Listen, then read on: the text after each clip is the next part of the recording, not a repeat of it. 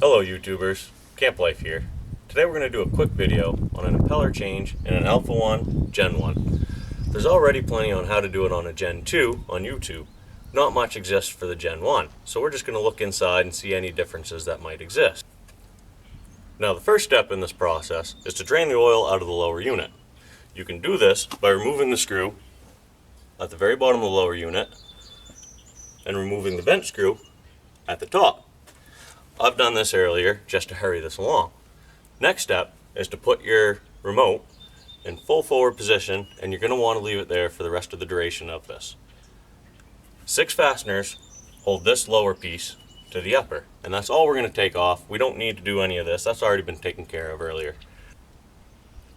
You're going to start by taking off your anode. And this can be done by removing a small plastic piece on top here. Inside there's going to be a 3/8 hex driver. Most sets in your homeowner quality tools don't come with one this big, so before you start, make sure you do have one that big. They're very easy to find anywheres where they sell tools. Once your anode has been removed, you'll find a 5/16 inch Allen key bolt up underneath of that. You'll also find another nut on the very back, 2 underneath, and 1 on each side. Those will have to be removed. Now you're going to want to take the one on the front underneath and the one on the back on top, and the 2 underneath out first. The 2 nuts right here will need to be taken off last, because those will not be able to be removed until you've actually separated this piece from the lower unit. We'll go ahead and do that and get back to you after. Now that the lower has been separated, you can see inside Alpha 1 Gen 1. Mostly looks pretty close to Gen 2, just a few slight differences which I'm sure you can see for yourself. Special things to take note of: when it does come off, there's a small O-ring here. Very important. You want to make sure that did not stay up inside or that it did not get lost. You will want to replace it with the one out of the kit, as to where that's where the oil goes from the lower part to the upper part. Before we take things apart, you'll also want to clean this shaft off very well. The impeller is inside of here. We'll clean all this up and we'll get back to you once it's all taken apart. As you can see, the shaft has been cleaned up. I like to use just a little scuff pad or an SOS pad, sometimes a little lacquer thinner to get rid of all the carbon. The water tube has also been removed and reinstalled into the upper for reassembly. The water tube guide has also been pulled out, as the new one's included in the kit and will be replaced. So next we need to pull this seal off the shaft, and that'll just use a screwdriver and you can slide that up. We'll need to take 1 screw out, which is a 5/16,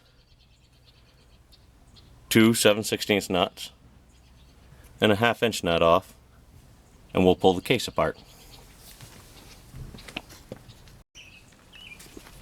Now we will pull the housing up off the lower. You can just take a couple screwdrivers, a couple pry bars, and just pry up gently. It comes easy. Slide the housing right up off the shaft. Now pay close attention to which way the vanes are pointing. We will want to reinstall it that way, so not to cause harm on first start.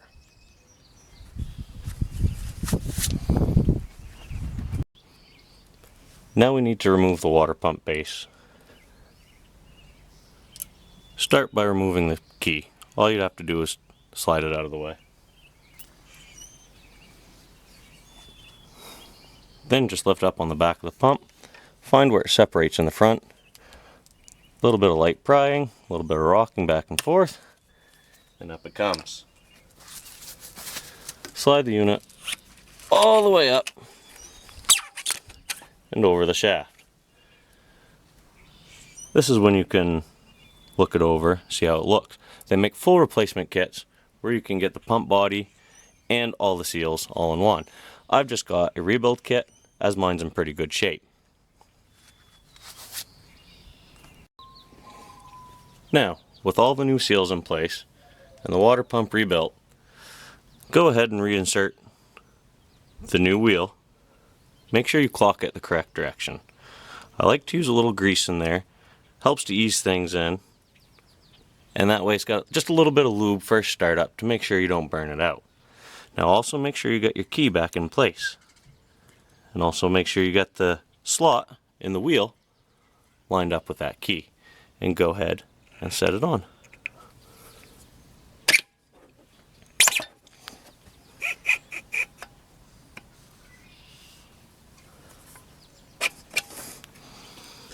Now you may have to turn the drive shaft to line that slot up.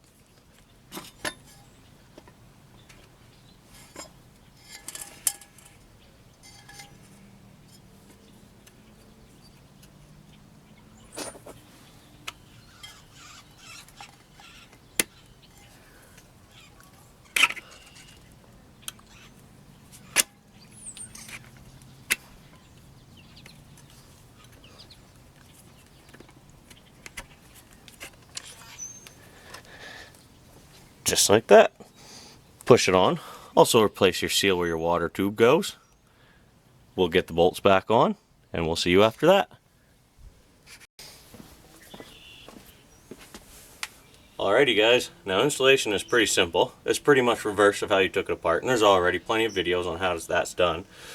Just make sure, one, that your oil seal is in place. Water tube should have already been installed back from the beginning.